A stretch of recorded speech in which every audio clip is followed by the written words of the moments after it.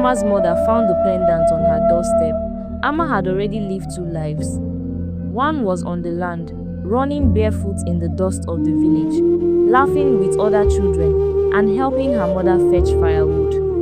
The other was beneath the water, where the river hummed with secrets only she could hear. Amma was not born like other children. She was the first daughter of the river goddess, a child made of water and spirits. Her true mother ruled the currents, the fish, and the hidden kingdom below. Amma carried that power inside her, though the people in the village never knew. She could stay underwater longer than any human, and she often felt the pull of the river even when she tried to stay away. But Amma had chosen another life.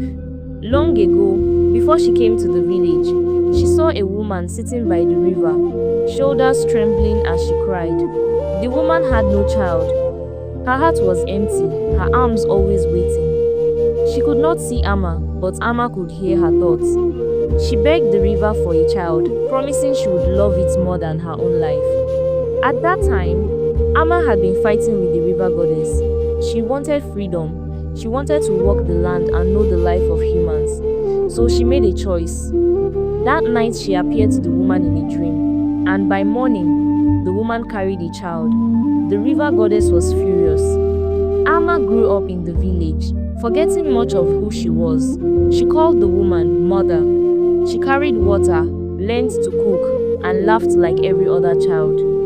Sometimes though, she would wake from dreams she did not understand. Dreams of a crown made of shells, of voices rising from deep currents, of a face like hers, only older, with eyes that glowed like water at night. Years passed, and that was when the sickness came. Children having nightmares. In her sleep, Amma heard the voice of the goddess. If Amma did not return, the goddess would flood the land and destroy the village. Amma understood then. The dreams were warnings. The sickness was a sign. The goddess would not wait forever. She had given Amma time to live on land. And right before dawn, Amma kissed her mother's cheek as she was sleeping and went to the river. She knew her mother would never let her go if she spoke the truth. She stepped into the water and was gone. The river goddess welcomed her back. The sickness left the village that same night, but Amma could never walk the land again. But what about her mother? She has lost her husband and lost her child. What will be her fate? Deep underneath the river, surrounded by lights that moved like silver threads in the water, she had her mother, the goddess, but her heart was restless. Every time she looked into the mirror pools of the underworld, she saw her earthly mother alone, sitting by the door of her house, crying into the night with no husband, no child. Amma wanted to reach through the water and touch her face, but she could not.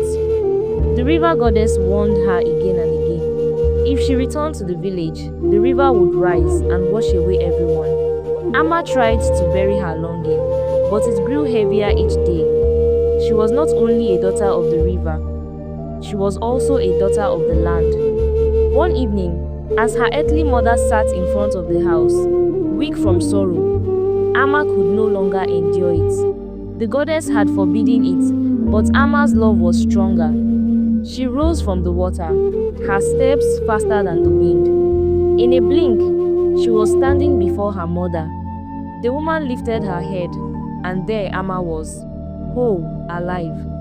Her mother ran and held her, holding on so tightly as if letting go would kill her. She did not ask where Amma had been. She did not ask what had happened.